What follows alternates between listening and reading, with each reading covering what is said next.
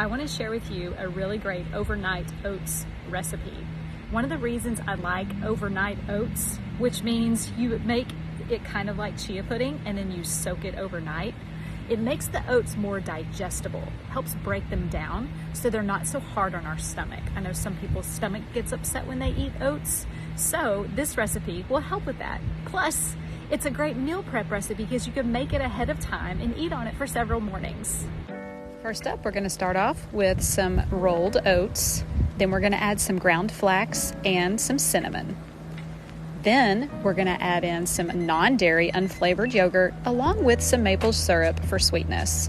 Give it a stir and then add in your non-dairy milk. I'm using cashew milk from Forager Project. We're going to add in a pinch of salt, and optional, you can add a little bit of nutmeg if you want.